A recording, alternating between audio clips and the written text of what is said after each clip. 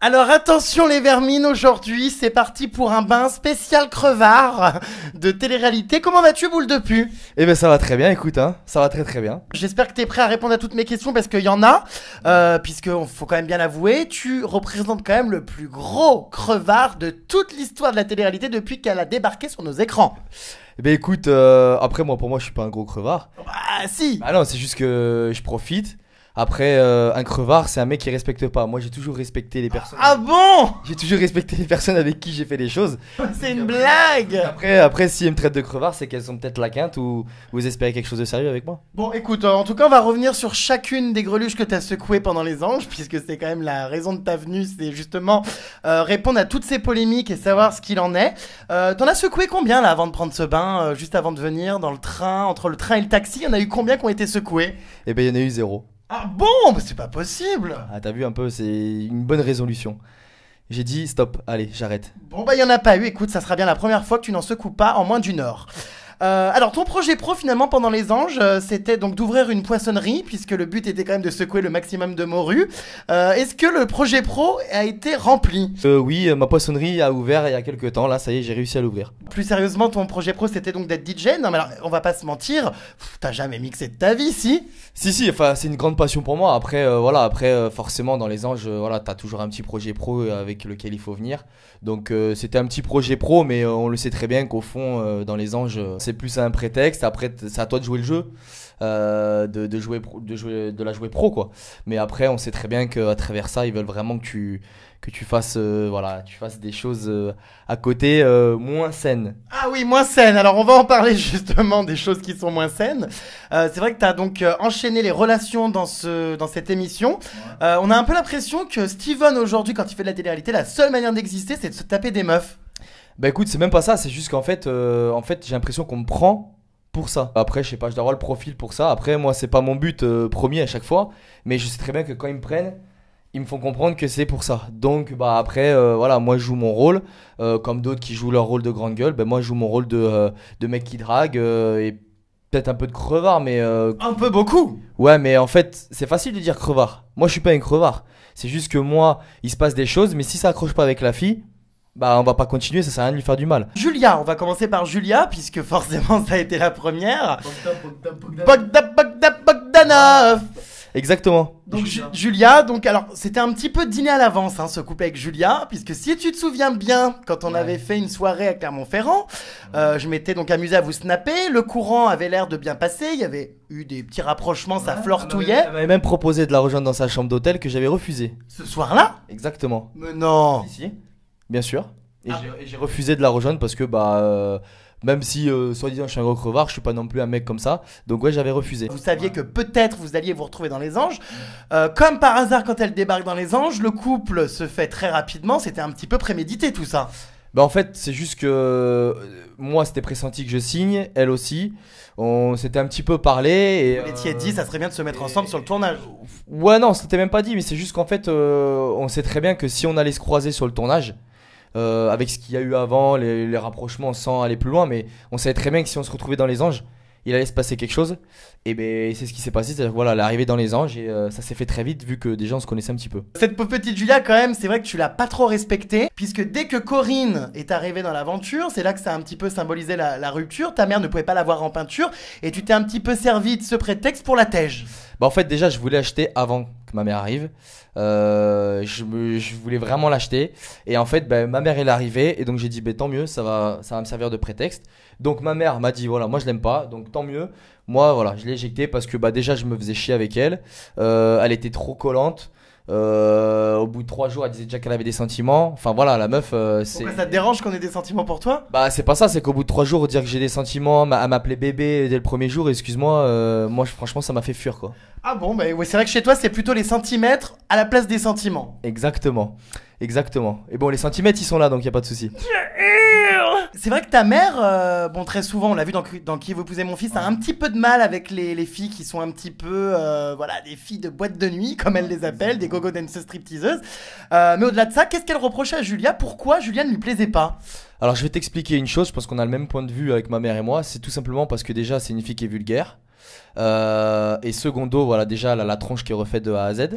Donc voilà, et Et c'est une belle expression que ma mère a dit, c'est que c'est vrai quand que tu la regardes, c'est une œuvre d'art. C'est Picasso. C'est-à-dire que la meuf, elle a rien de droit sur son visage. C'est-à-dire que si tu la regardes, elle a un œil plus bas que l'autre. Elle a le nez, il part en cacahuète. Elle a une bouche qui est défoncée. C'est-à-dire que sa bouche, elle est difforme. Donc en fait, moi perso, elle peut me critiquer, mais en attendant, moi sur mon visage, tout est vrai. C'est-à-dire que moi, tout est symétrique, tout est vrai. Elle, C'est un peu facile de dire ça après qu'on l'ait secoué. Enfin, je veux dire, elle te plaisante, t'as quand même pas mis le couteau sous la gorge pour te la taper. Sache que quand je l'ai secouée, j'ai cru que je l'avais inversé les yeux, le nez et tout, quoi. Parce que la meuf, elle a rien qui tient sur elle, tu vois ce que je veux te dire ou pas? Donc en fait, au bout d'un moment, je me suis dit, je vais la secouer comme une greluche, et je vais retrouver ses yeux, son nez par terre, enfin, je vais la démembrer, quoi, tu vois. Pour moi, c'est une fille qui ressemble à rien. Franchement, quand tu vois Julia, faut l'avouer, on se pose deux fois la question, c'est-à-dire est-ce que c'était pas un homme avant? Parce que bah au bout d'un moment, voilà, faut avouer, elle a un peu des traits de visage masculin. Beaucoup de personnes reprochent justement cette année que le casting soit mauvais, qu'il y ait beaucoup de gens qui ne servent à rien. D'après toi, qui sont cette année les anges qui n'ont servi à rien, qui étaient clairement des bouches-trous? Alors pour moi, ceux qui savaient rien, bah il y avait Julia qui savait rien, à part venir et me soulager, c'est tout ce qu'elle faisait. Et ensuite, bah il y avait Coralie et Misha. Qui savaient strictement rien. Oui, c'est vrai que toi, Misha, ça n'allait pas trop. Il y a eu quelques clashs. C'est vrai que Misha, on n'a pas trop compris dans les anges. Il s'est un petit peu senti pousser des ailes par rapport aux Marseillais. Tu t'es pris la tête plusieurs fois avec lui. Clairement, ça passait pas trop. Bah en fait, je pense que c'est tout simplement de la jalousie.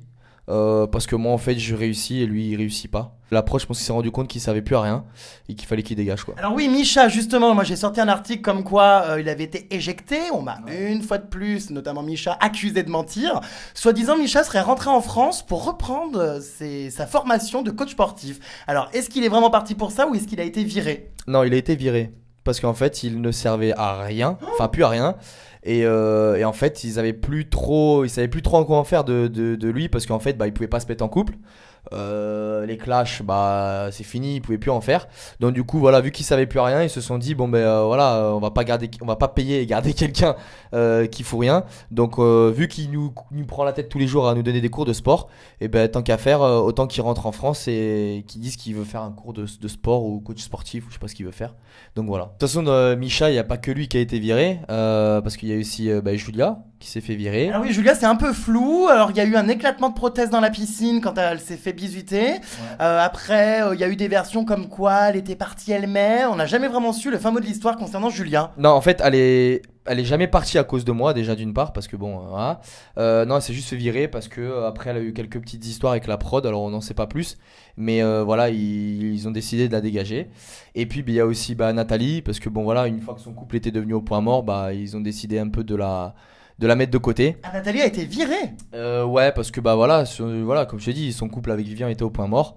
Et en fait, à la fin, ils se sont dit que voilà, ils avaient pu se remettre ensemble et que Nathalie, au bout d'un moment, elle avait pu servir à grand chose, donc valait mieux qu'elle rentre quoi. Mais alors, comment on vous le signifie quand vous servez plus à rien, qu'il faut foutre le camp? Ça se passe comment? On vient vous dire bon tu fais tes valises, tu prends l'avion demain? Non, juste on te le fait comprendre tout simplement que t'es arrivé à ton point de non-retour, c'est-à-dire que voilà, t'as vécu ce que t'as vécu et que maintenant t'as plus grand chose à vivre et à faire. Donc il serait bien temps de rentrer en France quoi. Je repense à Julia et Anaïs qui étaient très énervées puisque à plusieurs reprises apparemment tu t'es vanté pendant l'aventure d'avoir couché avec elle et tu le racontais apparemment à tout le monde. C'est quand même des choses qu'on garde pour soi. Et pourquoi tu le criais sur tous les toits? Parce que en fait forcément donc on se faisait serrer pendant les actes.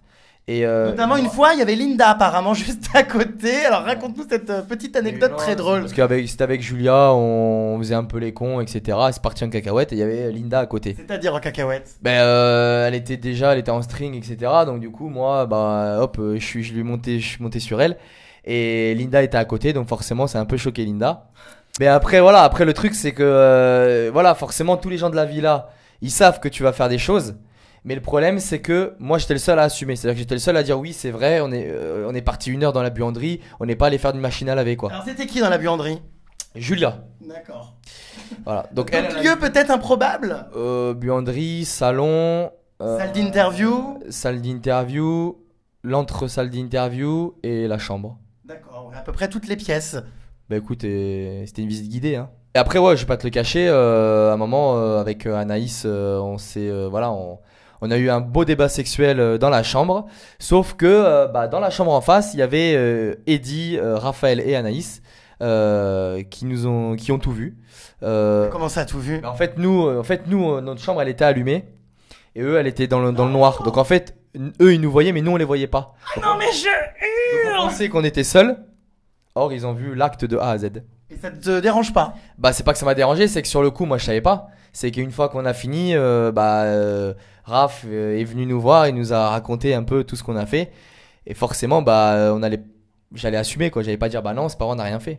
C'est vrai que cette année, ça a pas mal couché. C'est vrai qu'entre Raphaël qui couche avec Jessica, toi qui secoue à peu près toutes les morues de 7 à 77 ans, sauf Linda, bien sûr, ça n'a pas arrêté. C'est quand même, vous trouvez pas que vous donnez quand même une mauvaise image à la jeunesse des mecs qui respectent pas les filles? Là, t'es dans mon bain en train justement de descendre Julia, de critiquer tout le monde et de les faire passer pour des traînés. Est-ce qu'on n'a pas un peu perdu le respect de la femme quand même dans de la télé-réalité? J'ai l'impression que oui. Bah, avant déjà, faudrait bien qu'elle respecte les hommes, d'accord? Parce que c'est pas parce que moi je couche avec et que il y a rien qui se passe après ou l'histoire ne continue pas qu'on est des gros crevards. Ah si! Moi j'ai pas été un gros crevard, on a couché ensemble, etc. Moi je leur ai bien fait comprendre qu'il allait rien se passer après. Elles étaient d'accord, elles ont dit pas de soucis, pas de problème, etc. Mais moi ce qui m'énerve, c'est qu'elles sont pas capables d'assumer ce qu'elles font, d'assumer ce qu'elles disent. Donc forcément, pour moi, c'est des nanas qui sont pas intéressantes. Moi j'assume, et en assumant ce que tu fais, tu passes pour un crevard. Elles veulent qu'on les respecte, mais déjà qu'elles se respectent elles-mêmes. Parce que quand tu vois qu'elles donnent leur cul le premier soir, excuse-moi, mais bon, au bout d'un moment, faut qu'elles se respectent, hein. Nous, on est des hommes. Moi, une fille aime tant ses fesses. Voilà, on a l'instinct humain, on va pas dire non. Bah, faut qu'elle se respecte aussi, quoi. Faut au moins qu'elle attende un jour, qu'elle attende pas 2 heures, quoi. Oui, bah ça t'arrange bien qu'elle attende 2 heures, ceci dit. Bah, moi ça m'arrange bien, mais elle après, ça l'arrange pas parce qu'après elle va dire qu'on la respecte pas, qu'on est des crevards. Déjà qu'elle se respecte, qu'elles attendent au moins 24 heures avant de se faire lever, et après y a pas de souci. Apparemment, tu as failli coucher avec Eddie. Enfin, en tout cas, tu aurais pu. C'est quoi cette histoire? Donc, il fallait qu'il installe une perruque et qu'il se fasse poser des chaussettes au niveau des seins. Et tu aurais pu coucher avec lui, apparemment. Moi ça me gênait pas de me trimballer à poil devant lui, etc. Parce que voilà, pour moi c'était comme c'était un très très bon pote. Et je lui ai toujours dit que c'est vrai qu'en fait avec le corps qu'il avait, et pour rigoler, je lui ai dit un jour si tu mets une perruque et tu mets des faux seins. Mais il a pas besoin de perruque, il a déjà les cheveux longs. Oui, mais bon, une vraie perruque parce que bon, faut que ça fasse quand même femme. Je lui ai dit si tu mets une perruque de femme et des faux seins, il y a moyen que bourré. Ah, il y aurait vraiment moyen pour de vrai ou pas? Non, faut vraiment que je sois bourré, mais vraiment bourré à mort. Bon, on va s'arranger pour te faire boire et puis on fera des petits snaps justement pour voir ça. Juste après avoir rompu avec Julia, donc tu as enchaîné avec Anaïs. C'était quand même un peu rapide de passer de l'une à l'autre aussi facilement. Bah écoute, comme on dit, on change pas une équipe qui gagne, hein. Tant que je suis dans la lancée, j'enchaîne, hein. Ouais, alors pour le coup, t'as un petit peu récupéré les miettes puisque avant que tu te tapes Anaïs, elle avait quand même flirté avec Vincent. Bah là, pour moi, c'est même plus les miettes, c'est les fonds de la poubelle, hein. Oh, quand même, elle te plaisait bien, arrête. T'étais quand même très très accro à son physique et t'as quand même eu un coup de cœur. Un coup de cœur, oh, on va peut-être pas abuser non plus. J'ai juste accroché parce que, voilà, comme je te dis, c'était le fond de la poubelle, il restait plus que ça. Fallait bien finir en beauté, ben voilà, écoute, hein. On parle pas comme ça de ma copine, furoncle. Non mais écoute, après voilà, c'est tout, je peux pas dire autre chose, pour moi, c'est les fonds de tiroir. Ça s'est fini très vite cette relation, comme d'ailleurs tout couple dans les anges. Très souvent ça ne dure pas. Quel a été, je vais juste voir la version que tu vas me donner par rapport à la sienne, quel a été le motif de la rupture avec Anaïs une fois que vous êtes rentré en France? Tout simplement parce que déjà elle habite à Paris, moi j'habite à Bordeaux, et puis pour moi je trouve que c'est une fille, elle fait trop la princesse, trop la superficielle, et puis je déteste les filles comme ça, et en fait c'est le genre de fille, elle veut tout qu'on lui paye, c'est un peu une michetonneuse. Donc en fait moi c'est pas mon délire, et puis même je me voyais pas du tout avec elle parce que je mérite 10 fois mieux. Non, j'en ai une blague. Je mérite 10 fois mieux. Non, elle mérite 10 fois mieux parce que tu l'as quand même pris sacrément pour une conne. Non, je l'ai pas prise pour une conne, pas du tout. Bah si, elle recevait des messages tous les jours, j'étais avec elle en soirée. Coucou, j'ai couché avec Steven hier alors que t'étais encore avec Anaïs. Tu lui as encore bien fait à l'envers. Non mais attends. Parce que la vraie raison, là, la raison que tu me donnes, oui, c'est une fille pas pour moi, bon ça c'est ce que t'as envie de dire. Mais la vraie raison, c'est que tu n'étais pas fidèle. À la fin du tournage, moi je lui ai dit, je lui ai fait comprendre que c'était fini. Sauf que pour elle, on était encore ensemble. Donc forcément, quand elle recevait les messages des filles qui disaient oui, moi j'ai couché avec Steven, etc., elle m'a fait des crises. Donc moi, elle m'a fait des crises. Je lui ai dit écoute, moi je t'ai fait comprendre que ça allait pas continuer, ça allait pas durer. Donc on arrête là, on s'écrit plus, terminé, point. En tout cas, dans mon bain, elle a déclaré que t'étais un obsédé sexuel et que tu avais une maladie, un gros problème psychologique avec le sexe. Bah écoute, comme tout homme, on aime le sexe. Après, excuse-moi, mais c'est pas moi qui ai donné mon cul le premier jour. D'accord? Parce que je l'ai pas forcé à coucher avec moi. C'est elle qui s'est donnée à moi. Donc pour moi, c'est plutôt elle qui est accro au sexe parce que c'est elle qui me réveille à la nuit pour qu'on aille faire des choses dans la salle de bain. Ce qui est fou avec vous, c'est que j'ai remarqué très souvent avec les mecs de télé-réalité, c'est que vous pouvez donc en secouer à tire-larigot, vous passez tout le temps pour des séducteurs, des tombeurs. Par contre, dès qu'une fille commet l'erreur de coucher et finalement de faire comme vous, ça devient une salope. Ben, après, moi, j'ai jamais traité de salope, j'ai jamais dit que c'était une pute, j'ai juste dit que. C'est à peu près ça, hein, tu dis pas les mots, mais en tout cas, tu l'as Non, fait passer pour une fille facile, quoi. Juste qu'elle se respecte un peu plus.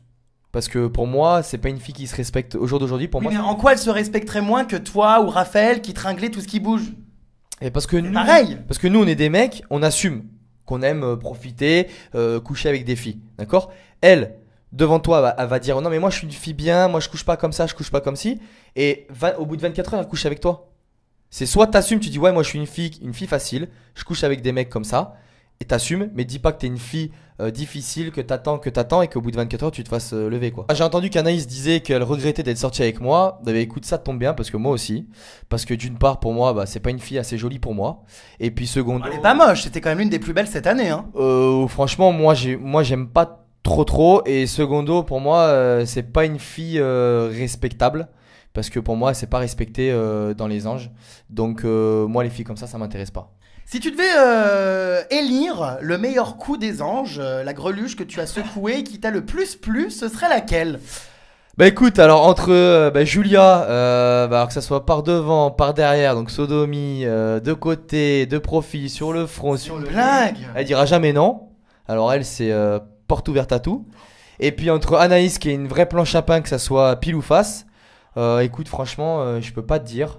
Elles sont incomparables les deux, mais si c'était à recommencer, bah j'aurais couché avec Eddie. Oh, j'ai hurle. Bah après, j'avoue, Julia, bon voilà, oui, c'était pas mal. Tu lui racles la boîte à Nutella, y a pas de... Coupé. Ah non, ça va trop loin là, Ok, un peu de respect, merde. Mais écoute, on va pas le cacher, je veux dire, je pense qu'elle préfère même plus qu'on lui racle la boîte à Nutella qu'on aille la voir dans la niche quoi. C'est trash. Ah non, là ça va loin quand même, un peu de respect. Bah, j'ai du respect, mais après, si tu veux que j'ai pas de respect, je peux te dire qu'elle aime la sodomie. Oui, bah on a cru le comprendre. Je pense qu'on va arrêter là pour ceux qui nous regardent.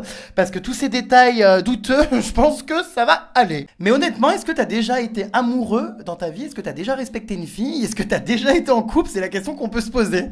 Alors, oui, j'ai été une fois amoureux. Ah, une fois, mais pas deux. Une fois amoureux, je l'ai aimé comme un fou, vraiment comme un taré. Dis-toi même que je me suis même fait tatouer son prénom sur moi. Mais ça, pas beaucoup de gens le savent. Ah, et comment elle s'appelait alors? Il est où ce tatouage? C'est donc Cindy. Voilà. Ah, la fameuse Cindy à qui t'as fait un gosse. Non. Parce qu'il y a des rumeurs comme quoi tu serais papa, notamment d'un enfant de Cindy. Écoute, après, ma vie privée reste privée. Ah, donc il y a une histoire d'enfant. Non, c'est pas ça. C'est juste qu'en fait, il y a eu des rumeurs parce que vu que c'est mon ex, elle est tombée enceinte, elle a eu un enfant. Ah. Forcément, vu que c'est mon ex, et beaucoup de gens que je croise dans Bordeaux, vu qu'ils me connaissent beaucoup à Bordeaux, ils savent que c'est mon ex. Donc forcément pour eux, c'est moi le père. Parce que C'est toi le père. écoute, moi je t'aurais amené le test de paternité et je t'aurais dit oui, c'est moi le père. Mais en attendant, pour moi, c'est pas moi le père. Après, les gens, pour eux, c'est moi le père parce que je suis son ex et que souvent on se revoyait pour bah voilà, des plans cul, etc. Mais après, je veux dire, ça va faire 1 an et demi, elle a aussi refait sa vie. Et c'est pas parce qu'elle est tombée enceinte qu'elle a un enfant que c'est forcément de moi. Oui, non mais bon, imagine, c'est toi. Comment tu vas faire si un jour elle te ramène le test de paternité et qu'il se trouve que c'est toi le père? Mais écoute, j'assumerai de A à Z parce que je suis quelqu'un de respectueux et vu que c'est la seule femme que j'ai aimée, je respecterai et j'assumerai jusqu'au bout. Donc tu En attendant, oui, moi je me sens te sens prêt à être père? au jour d'aujourd'hui, oui, moi ça me dérangerait pas du tout. Après, pour l'instant, elle est toujours pas venue Frapper à ta porte. donc voilà. Si un jour elle frappe à ma porte et elle monte le test de paternité, elle dit que c'est moi, bah écoute, faudra assumer jusqu'au bout. Bon, bah écoute, à suivre, hein. Affaire à suivre. À retrouver le test de paternité sur la conciergerie de Jérém Star dans quelques semaines. Est-ce que tu comptes te poser? Puisque c'est vrai que là, ça n'a pas arrêté. Moi, quand je fais des soirées avec toi en discothèque, j'envoie des vertes et des pas mûres, et surtout des pas mûres. Est-ce que tu as l'intention de te poser? Bah écoute, oui, bah dans 5 minutes sur une chaise, je vais compter me poser. Non, franchement, au jour d'aujourd'hui, c'est un peu difficile. Après, tout peut arriver. C'est-à-dire que je peux très bien tomber sur une fille, tomber amoureux. Plein de gens me le disent, de toute façon, un jour ou l'autre, je vais tomber amoureux. On ne sait pas ce que le destin nous réserve. Après, au jour d'aujourd'hui, pour moi, je laisse faire le destin. C'est-à-dire qu'aujourd'hui, pour moi, je me pose pas. Après, si je tombe sur la fille idéale ou la fille qu'il me faut, si ça doit coller, ben, je me poserai avec elle. Par contre, pour moi, jamais je me poserai avec une meuf de télé-réalité. Parce que pour moi, c'est des filles un peu faciles et il y a pas mal de salopes dans la télé-réalité. Il y a des photos de toi qui circulent, je pense que tu les as vues passer sur les réseaux sociaux, de ta flûte à bec. Alors, voilà, hein, des photos amateurs qui ont été balancées par des greluches à qui tu les as envoyées, mais aussi des photos pro où tu as posé entièrement nu. C'était de la nudité frontale, on voit carrément tout sur un fond bleu en studio. Qu'est-ce que c'est que ces photos? En fait, c'est des photos que j'avais fait comme les filles qui font des shootings photos nus, en gros, comme c'est de l'art. Oui, enfin là, c'était pas trop de l'art. Non, moi j'ai fait un shooting photo en fait parce que je voulais faire un calendrier, mais pas nu en fait, juste que ça s'arrêtait au niveau du bassin. Et en fait, donc du coup, j'ai fait les photos, j'étais nu. Mais après, après voilà, y a rien. Là, ça s'arrête pas au niveau du bassin, moi sur les photos que j'ai vues, on voit tout jusqu'au doigt de pied. Ouais, mais après, pour moi, il n'y a rien de choquant. Je veux dire, quelqu'un de nu, c'est quelqu'un de nu. Voilà, point. Tu fais du nudisme ou j'aurais fait Adam recherche Ève, c'était pareil. Hein. Donc, moi, j'ai aucune honte et j'assume entièrement. Tous ceux qui veulent m'afficher sur les réseaux sociaux, alors je vous le dis, oui, j'ai posé la table à l'air et j'en suis fier et je vous embrasse. Bon bah écoute, moi en tout cas j'en ai fait mon fond d'écran, donc ça tombe bien. Bon en tout cas Vermine, t'étais passé où? Tu sais que j'ai couvert tout le tournage des Vacances des Anges, je ne t'ai pas vu, on m'a pas envoyé de photos de toi sur le tournage, on pensait t'y retrouver, et tu n'y as pas été. Mais écoute, je devais y participer et en fait, j'ai été hospitalisé pendant 2 semaines. Ah oui, alors pour des MST apparemment. Non, c'est ce qui a circulé encore C'est sur ce qu'on m'a envoyé moi. Voilà, c'est encore ce qui a circulé sur les réseaux sociaux. Alors non, j'ai chopé une bactérie dans une viande qui. Quelle viande, Anaïs ou Julia? Non, dans l'escalope de dinde de Julia. Non, en fait, j'ai chopé une bactérie dans une viande en fait. Ça m'a fait une infection dans le sang. Donc du coup, j'ai eu 2 semaines d'hospitalisation. J'ai été sous antibiotiques. Donc du coup, pendant ces 2 semaines d'hospitalisation, j'aurais dû aller faire les Vacances des Anges et du coup, ça m'a compromis la participation dans les Anges All-Star. Bah, du coup, c'est un peu con puisque t'avais refusé les Princes de l'amour pour faire les Vacances des Anges. C'est ça, j'avais refusé les Princes de l'amour parce que j'avais été pris à 99%. Ah bah t'avais le profil parfait, hein, le crevard qui respecte personne. Alors là, pouf, tu nous faisais la saison jusqu'au bout. Donc du coup voilà, j'ai refusé, j'ai pas fait les Anges All-Star. Après c'est pas bien grave, hein. De toute façon la santé passe avant tout. Et de toute façon on verra bien à la rentrée. Je pense qu'il y a d'autres réalités qui vont se décanter. Sinon moi j'ai une bonne reconversion pour toi dans le porno. Tu sais que ça cartonne, beaucoup de gens après la télé-réalité se lancent dans le porno. Kelly Deshti, Lali, Chris Bieber en ce moment qui cartonne dans le porno. Jackie et Michel contactent de plus en plus de candidats de télé-réalité. Apparemment t'aurais été contacté. Bah écoute, j'aurais été contacté, mais en fait moi si je dois faire du porno, ce serait pas chez Jackie Michel, mais ça serait plutôt chez Dorsel. Et tu comptes en faire? Pas forcément, mais si j'ai des contacts, on sait jamais. C'est une blague! Tu serais prêt à faire du porno si c'est bien payé? Bah écoute, si c'est vraiment bien payé, c'est à réfléchir. Bon bah écoute, je pense que Dorsel va te contacter très rapidement. Et puis c'est parti, hein, les sites et la presse people, lâchez-vous, Steven, prêt à se lancer dans le porno. Bon bah écoute Vermine, je pense qu'on s'est tout dit, c'était un bain pas très catholique et surtout très malsain, mais bon écoute, ce sont tes propos, tu assumes a priori d'être un crevard. Tout ce que je peux te souhaiter, eh bien, c'est de continuer, hein, écoute pour toi. De continuer sur la bonne voie. Et puis on verra bien ce qui va se passer plus tard. On verra bien. Bon bah à plus tard Vermine, merci pour cette interview et sortez couverts. Sortez couverts.